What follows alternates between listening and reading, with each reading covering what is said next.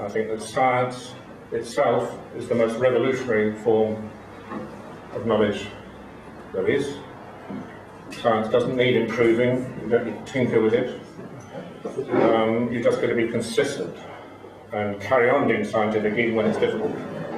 And Marx and Engels were scientists who did that.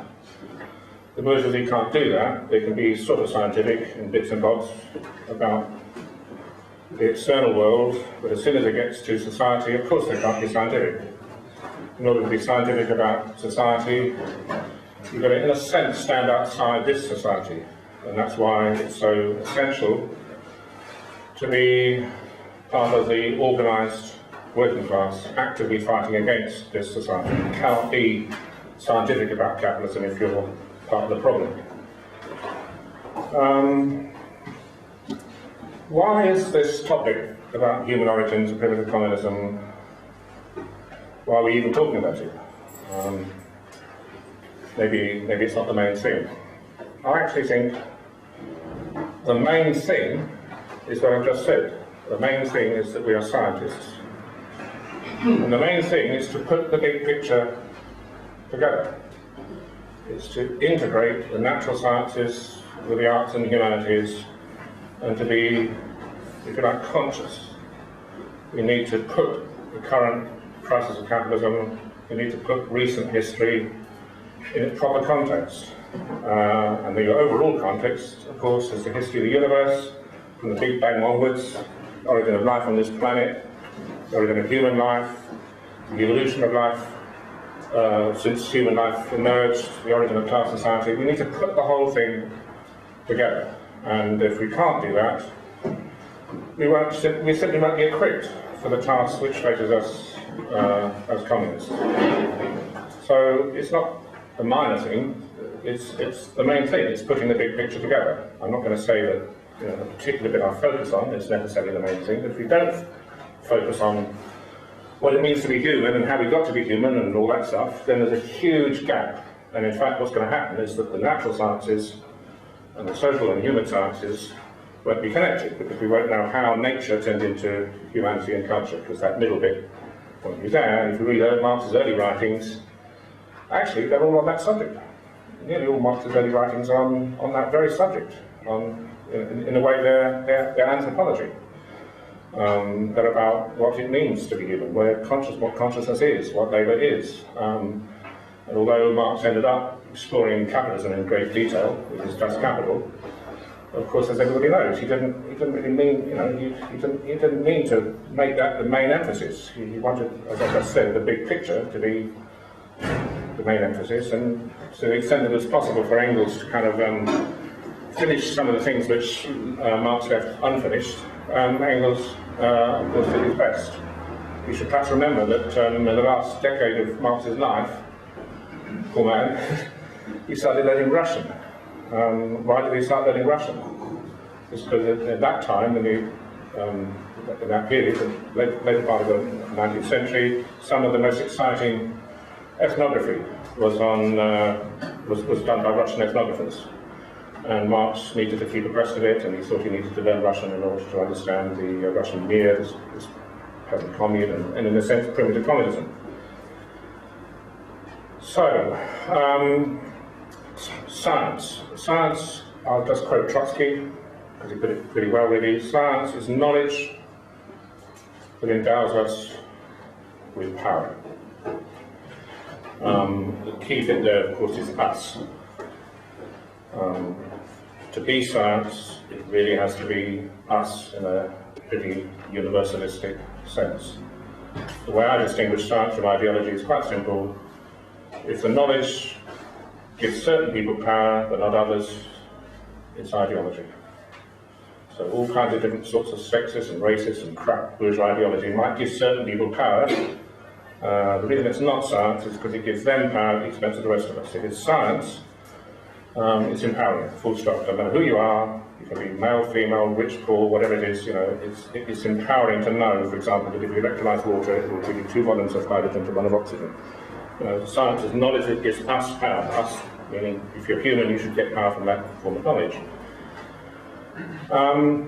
But in order to put the big picture together, we have to be not just scientists in that bourgeois sense of controlling bits and bobs of nature for particular purposes. We need to put the big picture together, and that means being dialecticians. It means being able to resolve contradictions, transcending contradictions, instead of being gripped by those contradictions. I'm not going to go into any detail now, but when it comes to looking at human origins,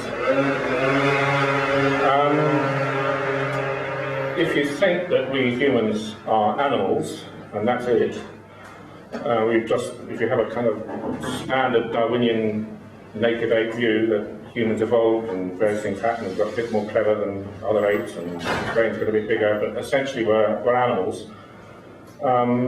there's kind of a lot going for that idea. It solves a lot of problems because you can just use ordinary Darwinism. But in making the problem of human origins simple, you're hitting up a huge, against a brick wall, basically. And I just want to just very briefly say that although Darwinism works, it explains a huge amount of stuff, people are often unaware of this. There is actually no Darwinian explanation for the main, what many people think is the main thing about humans. The main thing about humans is, obviously you can say neighbour and stuff, but what marks out human as different from an ape is the particular form of consciousness we have as expressed in language. And Darwinism does not have an explanation for the origins of language. People don't know that. People sometimes think, oh, language must have evolved. I mean, surely it's the opposite, isn't it? I mean, all animals have some form of communication system. Apes communicate, they gesture, they call. Whales have songs. Humans are quite clever. You know, all animals cooperate. Humans cooperate a bit more. Language will have evolved. If you read a book like, I don't know, I recently had a look again at a book I had been tempted to buy, not tempted, prompted, coerced, almost coerced to buy. Chris Harman's People's History of the World, and it starts out with this story just about how language evolved because humans became more cooperative. And actually, no Darwinian thinks that's sufficient as an explanation, because if that was the case, then the more cooperative a species, the more language it would have. And the thing about language is that it's not like that. It's there or it's not there. It's not like chimps have got communicating systems more language-like than macaques or vervet monkeys. In fact, in the animal, if you look at the natural world, the species that's got the closest to language is actually bees, in the sense that they have a thing called displaced reference. And they've got very small brains, and the idea that sort of large brains and more cooperative somehow produces language just doesn't work. So there's no theory to explain the origin of language, and if you can't explain the origin of language and a whole lot of other stuff about humans, you haven't got a theory of either. So, to put the big picture together, you have to understand how instead of evolution always being a question of incremental cumulative change, at certain moments in the evolution of life on Earth, something very different happens. You get a build-up of contradictions, a build-up of conflicts, and then at a certain point, quantitative changes reach a kind of tipping point, and then an explosion or a catastrophe, and a qualitative change emerges as all the contradictions are resolved. And there's a wonderful book called The Major Transitions in Evolution, written by, in a way, people in the Darwinian community sometimes call him God. He died a few years ago, John Maynard Smith, pointing out that evolution of life on Earth, and he's almost a fundamentalist Darwinian, goes through major transitions which are quite sudden, quite extraordinary moments, like, for example, the origin of DNA, the origin of life itself, the origin of multicellular organisms. And he treats the origin of human society and language as one of those major transitions. So my position, which is that we became human and language emerged in the course of a revolution, is a version of that major transitions idea. Perhaps I just quote Trotsky on this. Every educated person since Darwin has labelled himself an evolutionist, but a real evolutionist must apply the idea of evolution to his own forms of thinking. elementary logic founded in the period when the idea of evolution itself did not yet exist is evidently insufficient for the analysis of evolutionary processes. Hegel's logic is the logic of evolution. Only one must not forget that the concept of evolution itself has been completely corrupted and emasculated by university professors. I can say now that I'm not a university professor anymore, I've just been dismissed. So I'll get an eye on that one. And liberal writers to mean peaceful progress. Whoever has come to understand that evolution proceeds through the struggle of antagonistic forces, that a slow accumulation of changes at a certain moment explodes the old shell and brings about a catastrophe, revolution. Whoever has learned finally to apply the general laws of evolution to thinking itself, he is a dialectician, as distinguished from vulgar evolutionists. So I'm just saying really that if you're a Marxist, you kind of expect the transition from ape to man, the transition from an animal form of anatomy and behaviour and consciousness to human, you'd expect it to be revolutionary because we are qualitatively different from the rest of nature, from apes in particular. You'd expect some kind of revolution, which would mean, of course, that prior to that revolution you'd expect a build-up of contradictions. So the question is, what could those contradictions have been? And as soon as you look at a monkey social organisation, it becomes pretty obvious. You get major conflicts, and the conflicts are over resources and over sex. And to me, this is the kind of odd thing about Marxists who write about human origins, including the SWP, including Chris Harman. There seems to be some terrible blockage over sex. It's just like you cannot write about sex. Even if you're talking about monkeys and apes and early humans, apparently you can't do it. Somehow it's, I don't know, it's dodgy or it's embarrassing or something. But you'll find that Marxists don't seem to be able to do it. Perhaps I'll just move on a little bit now and just say, it seems to me kind of weird that people who think of themselves as Marxists, and in a sense, therefore, are inspired by Marx himself and Engels.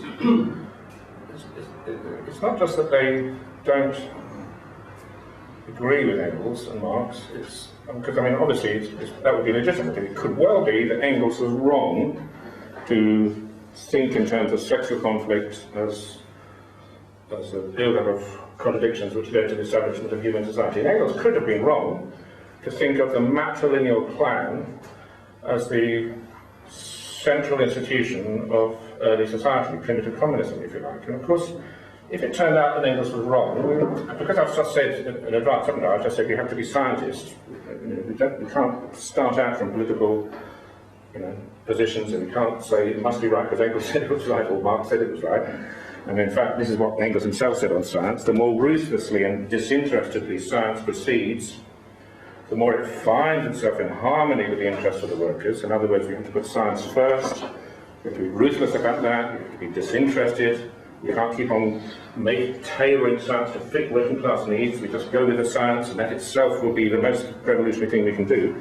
Therefore, it could well be that Engels got it completely wrong. And if Engels got it completely wrong, it would be our duty, and Engels would agree with that, of course, from where he is at the moment, from his grave. He would agree that we were completely right, if wrong, and therefore we have to change the theory. But what I'm amazed about is that people who call themselves Marxists don't even try to find out. When I first got interested in anthropology back in the late 60s, I noticed there were a few people who called themselves Marxist anthropologists. There's a guy called Terray, another guy called Mayasu, another guy called Godelier. And I thought, why do they call themselves Marxists? They don't even ask any of the questions which Marx and Engels asked. It's not like, it's not like finding out that they're wrong and then abandoning it. It's just not even testing out whether or not Marx and Engels might have been right or wrong. Anyway, putting all that aside, according to Engels, and this actually Marx said very much the same thing in his early writings. Well, perhaps I'll just read it out. According to the materialist conception, the determining factor in history is, in the final instance, the production and reproduction of the immediate essentials of life. this again is of a twofold character. On the one side, the production of the means of existence, of articles of food and clothing, dwellings, and of the tools necessary for their production. On the other side, the production of human beings themselves, the propagation of the species, the social organisation under which the people of a particular historical epoch in a particular country live is determined by both kinds of production, by the stage of development of labour on the one hand, and of the family on the other. So for Marx and for Engels, and in Marx's early writings, he had a word for it. He called it species life. And by species life, he meant the life through which the species reproduces itself. And in animals, the species reproduces itself through reproduction, through sex. With humans, of course, we do that, but we also reproduce ourselves through kind of reproduction on another level, which is, of course, the labour process. But still, the other process of reproduction is still going on underneath that. And if we're looking at the evolution of human society and thinking about the origin of labour, we at the same time have to bear in mind that sexual reproduction is underlying that, the reproduction of actual human beings, or the actual reproduction, if you like, when we become human and organise ourselves through labour, the actual production of the people engaged in the labour is of course itself a crucial factor. So, according to Engels, you have to keep those two forms of labour, if you like, in mind, reproduction and labour in the more narrow sense. And in thinking about the origin of human consciousness and human life, we have to turn to the kind of labour which apes and monkeys, or our ancestors, are involved in. And with apes and monkeys, although they might make the odd tool and fish for termites and something, immeasurably more prominent, more important, is their reproductive process. And that's the process which generates the conflicts.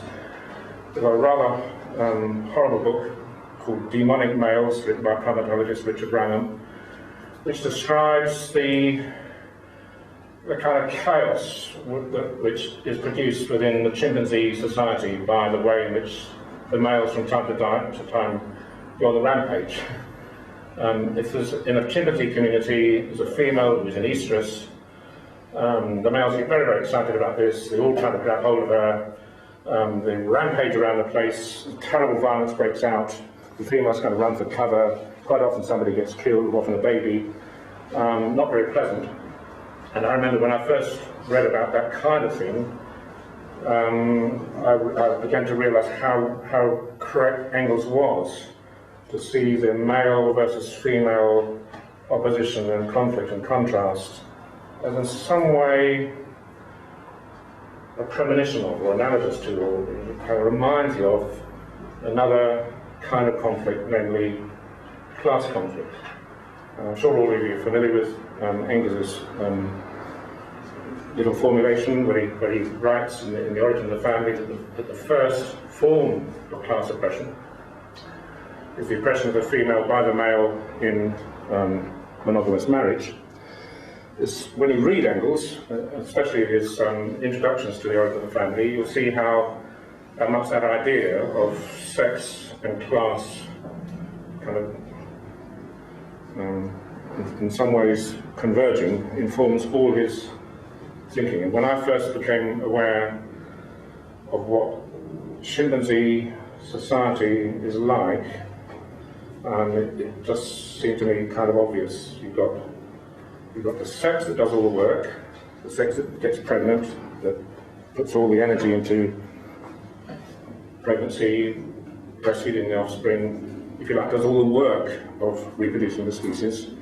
And then you've got the other sex, in a way the leisured sex, the sex which gets somebody else to do all the work, the sex that gets you pregnant and then can bugger off and try to get somebody else pregnant. And all the conflicts in primate society are around that struggle, the struggle by males for access to fertile females. And what Engels says was that was something like that was the conflict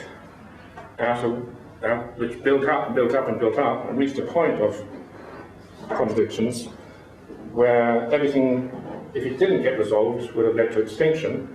But in one particular case, namely our ancestors, led to a revolution.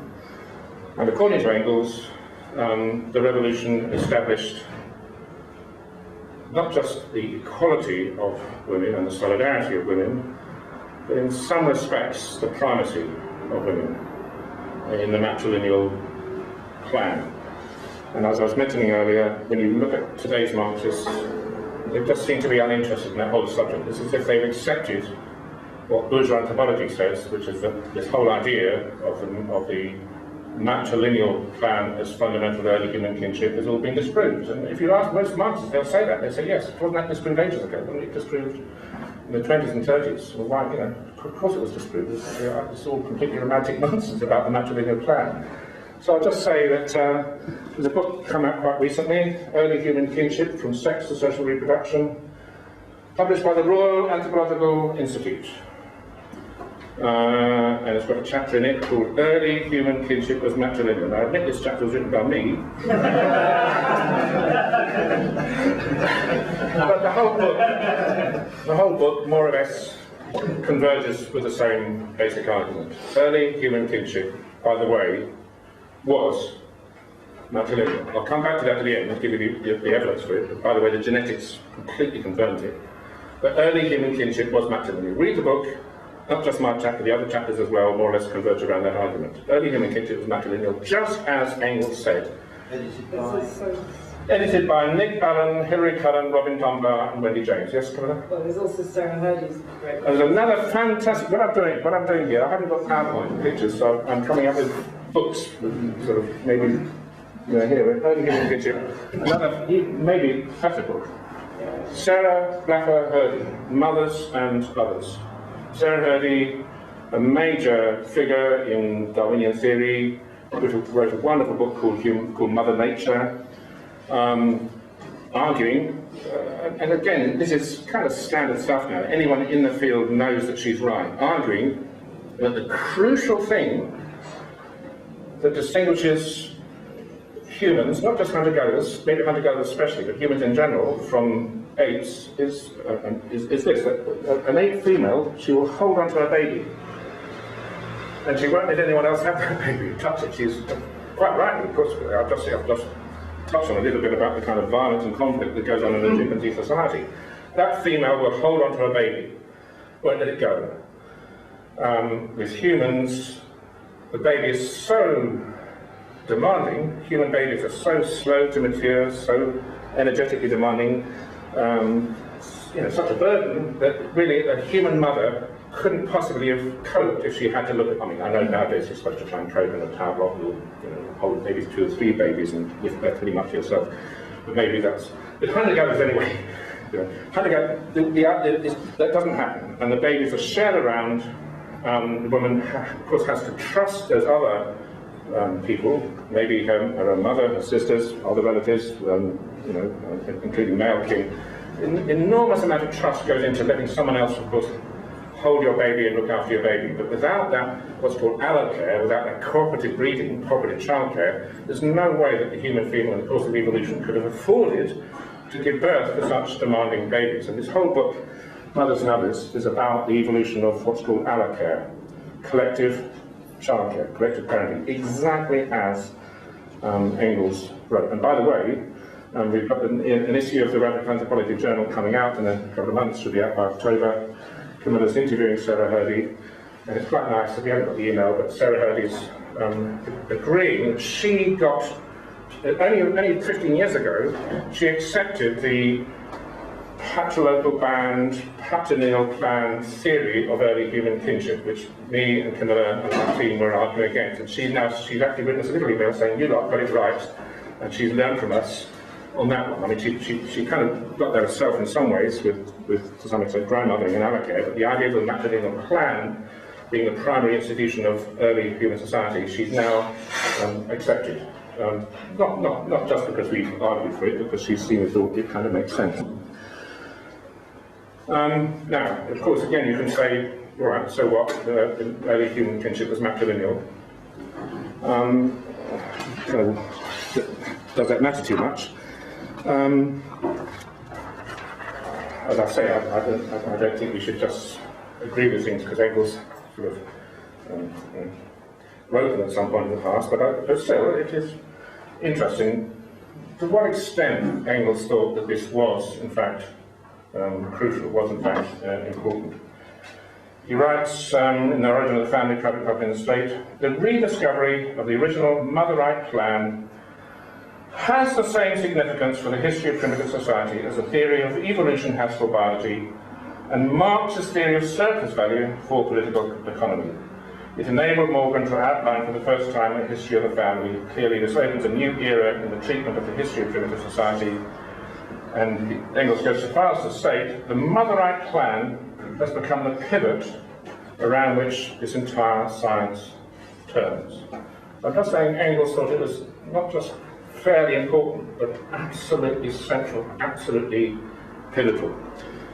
And I think that's correct, not just because Engels said it, because if you're a scientist, you come to the conclusion that the form of society, the form of kinship, which emerged out of the human revolution, stood the logic of primate dominance on its head. In other words, what came out of the revolution was the opposite of what was there before, which of course is what you'd expect, wouldn't you, if it was a revolution? I mean, presumably, if you have the communist revolution, what comes, the kinds of family and other forms of street life and art and culture and so on, it won't just be slightly different from capitalism. It'll be putting capitalism on its head, obviously using the resources of capitalism, and turning the logic of capitalism on its head. Well, the logic of primate society, the technical term is dominance.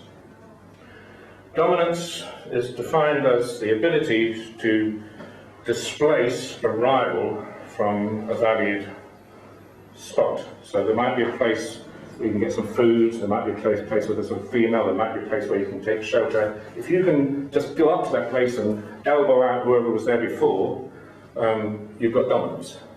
And monkey and ape social life is based on dominance. Well, there's another book, Christopher Byrne, Hierarchy in the Forest. This book, by the way, is worth reading. I mean, they're all worth reading, but this is actually a lovely read, and it's quite simple to read. And what this book argues is that wherever you have dominance, you're going to get counter-dominance. In other words, even if you're a monkey, somebody's pushing you out the way, you're going to be not too happy about it. You're going to try and push back. I think even with rabbits, you had a rabbit being pushed around by another rabbit, and my rabbit, tried to bite back. You may have got the worst of it, but wherever, if somebody's trying to push you around, you're going to resist.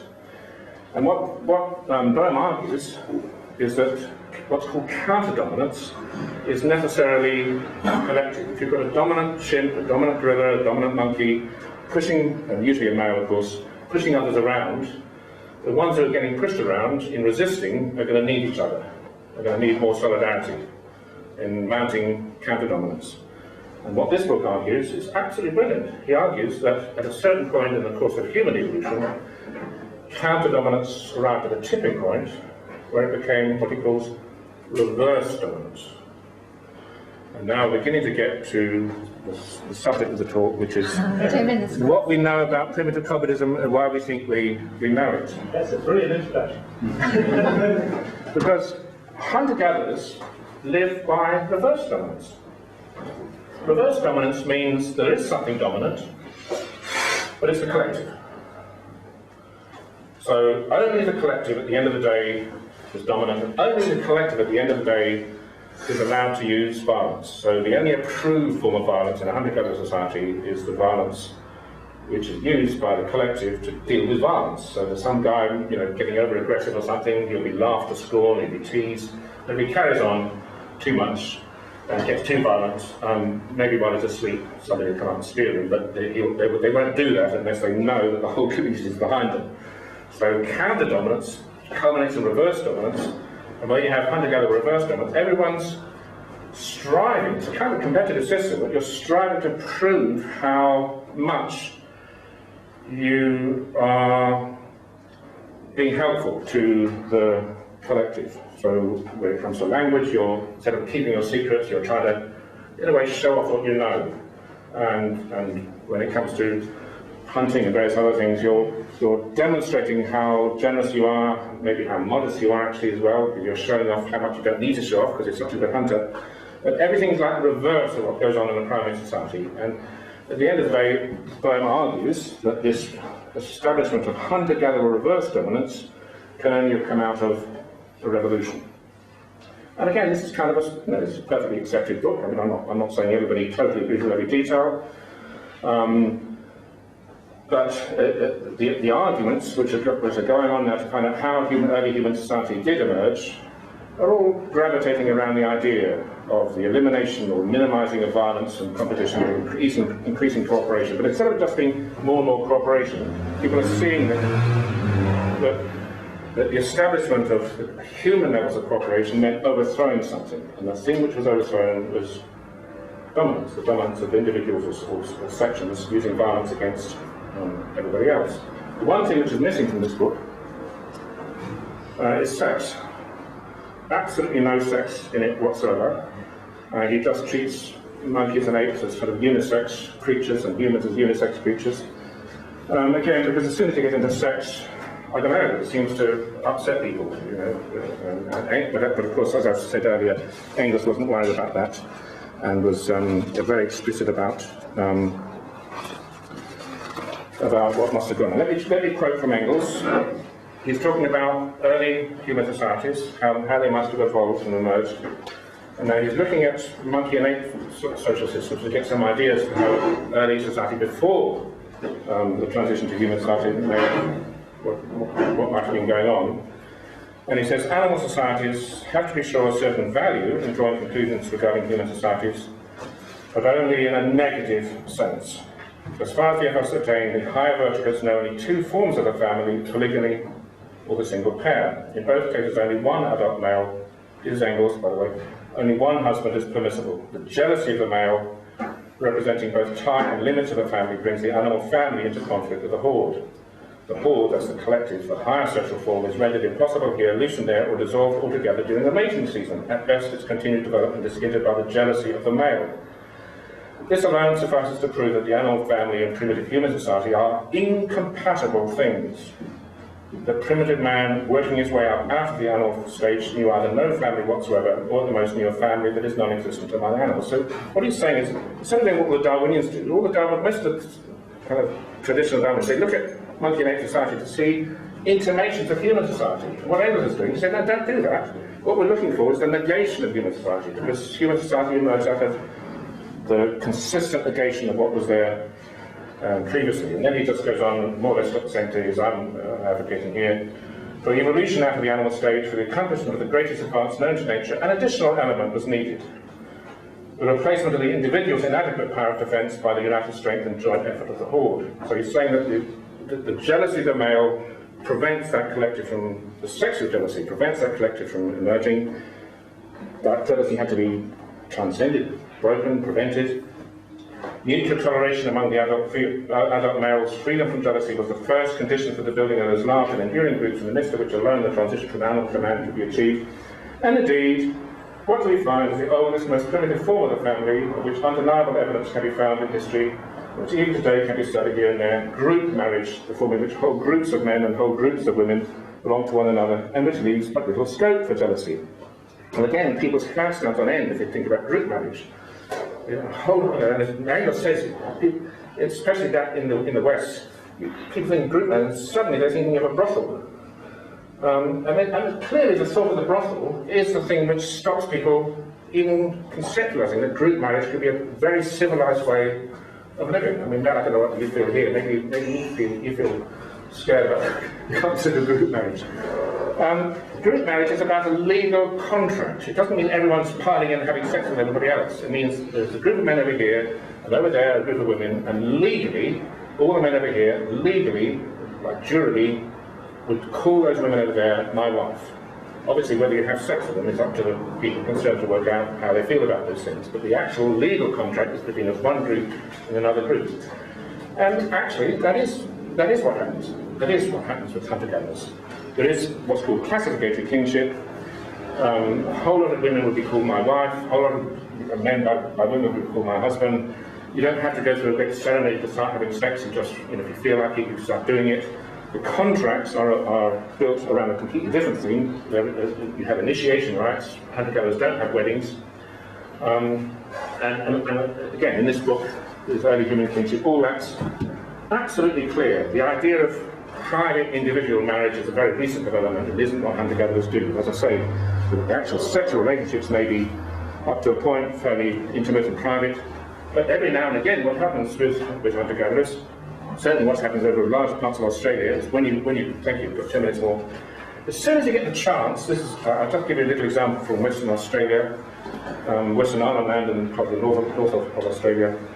As soon as the people have a chance, in other words, they have a corroboree, they have a ceremony, maybe 400 or 500 people gather together, the women take advantage of their legal rights. So the woman will say, right, I want you tonight. And, and the men, they may be a bit shy, but they get sort of pushed into it. And the women will say, it's really great to have 4 or 5 men in a night, because then we get really turned on, and it's far better than just having one. It doesn't last very long. And there's very explicit descriptions by anthropologists of taking advantage of the legal rights to a number of different husbands by women among hunters-gatherers, and actually in South America, my colleague at UEL, Paul Valentine, got into the big-time media a few years ago when he discovered at the base of lowland South American kinship, right across pretty much the whole continent, this idea of particle paternity. I'll just very briefly discuss this. I know I've only got 2 minutes, but it's rather important.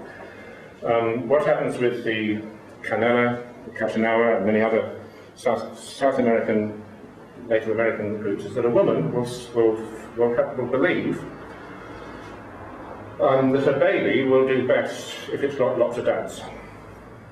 So when she's pregnant, she will do the same things I just mentioned. She'll say, right, I want you and you and you as extra dads, and she will have sex with those extra men, and they will become additional fathers for the child. Their argument is that sperm from one man doesn't make a very strong fetus. It needs to be much stronger than that. It needs quite a lot of sperm from different men. And what Paul Valentine and his colleagues have done is actually test out whether their theory is scientific or not. And believe it or not, it's a very good scientific theory. If you believe in Trotsky and Engels, like the proof of the pudding is in the eating, science is what knowledge that gives us power. The theory that the women have, that having more than one dad is good for the baby, is true. They've measured it. They've got the statistics, and they've found that a child with just one dad has got less likelihood of surviving through adulthood than a child that's got 2. If the child's got 4 or 5 dads, that's probably too much of a good thing. But 2 is definitely a lot better than 1, and 3 is not bad either. And the reason for that is simply because, of course, the dad can wander off. He can go looking for somebody else, or he can get killed in the hunt, or killed for some other reason. If you've got several dads, there's several people bringing in meat, helping the child and stuff. And by the way, those men, they all think of themselves as having a share in the children.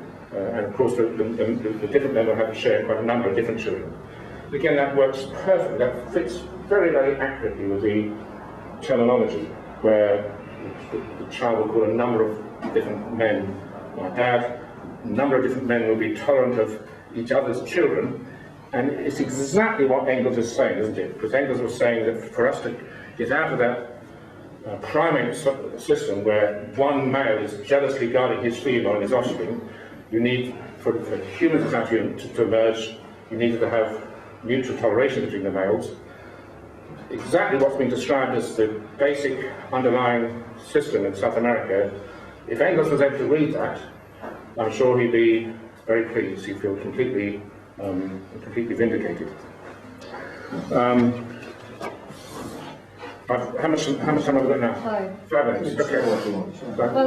I don't mind stopping early because we can have plenty of discussion. I'm not being prohibitive, No. Okay. Okay. Now, what shall I say? What's the last thing to do? I suppose it's just to say that what's up the males being kind of useless, to start making the males earn their keep and doing something useful instead of just having sex with you and going off. Why not get something out of them in terms of some kind of investment? So the more you conceal ovulation, the more it forces the male to hang around if you've got any chance of getting him pregnant. So concealed ovulation makes a lot of sense. But even when you conceal ovulation, there's one signal which remains salient and kind of gives the game away and threatens complete disaster. And that's menstruation. Because if there's a group of females, we have to think biology now, don't think culture, don't think menstrual degrees, don't think, I don't know, Virgin Mary or Jesus or anything like that, just think animals.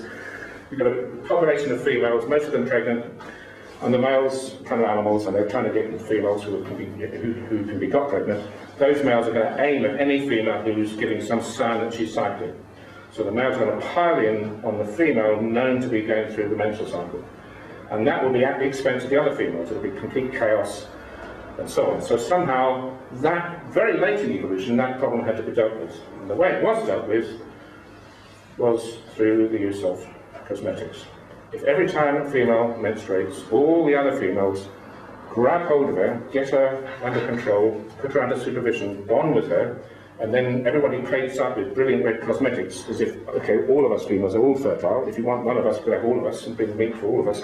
That was the way around the potentially divisive effect of one female being undergoing menstruation and all the others were not. So that was the prediction made. And by the way I put it there, it comes more from Camilla's version of the theory, from the version I had in this book. But that was the prediction made. And what happened was, again, as I say, went to Africa, went to Blombus Cave. Lo and behold, masses and masses of ochre.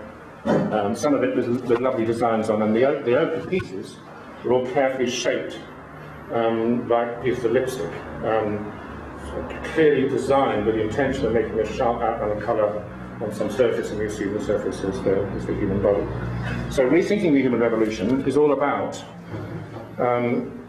recognising that the revolution wasn't a sudden thing, which happened in Europe 40,000 years ago. It was a much more gradual thing, which happened in Africa.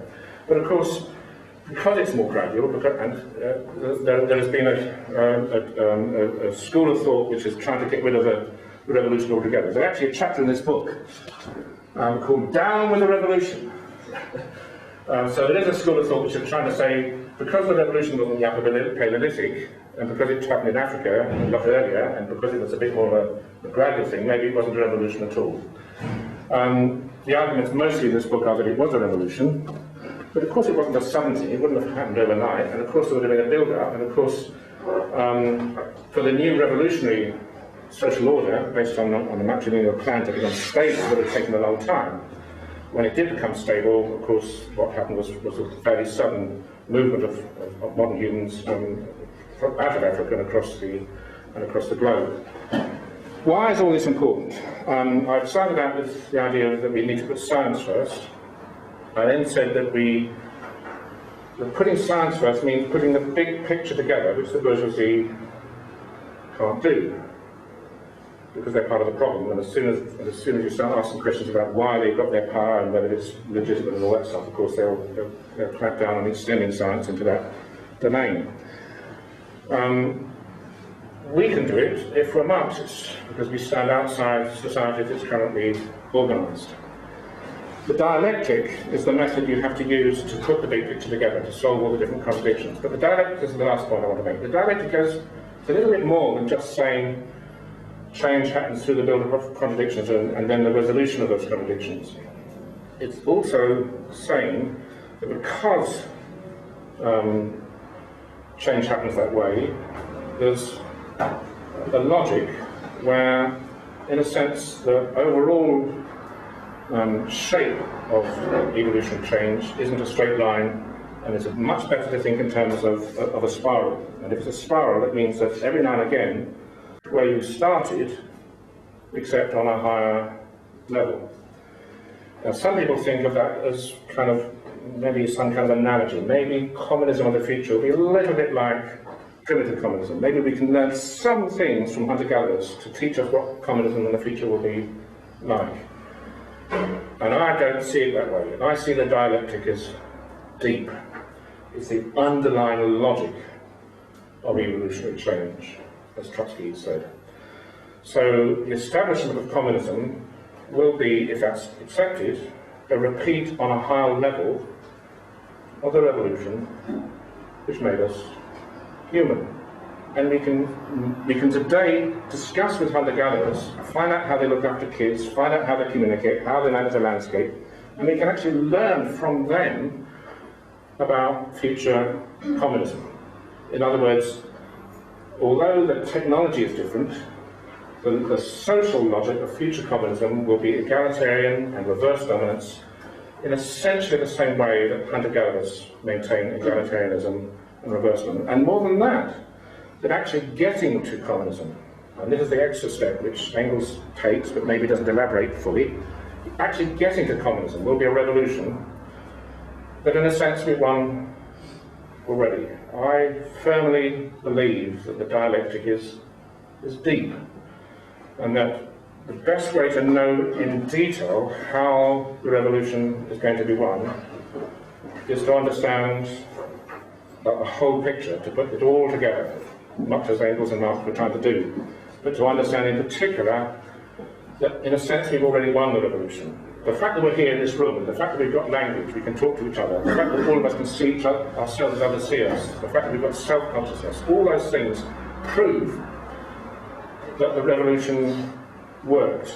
You can argue, I suppose, that maybe the English Revolution, the French Revolution, you know, the results of those revolutions didn't quite match up to the ideals that the revolutionists had, and the same, of course, applies to the Russian Revolution. Well, the revolution which worked was the biggest revolution of all. It was a human revolution. We know it worked because here we are with language and culture. And the difference between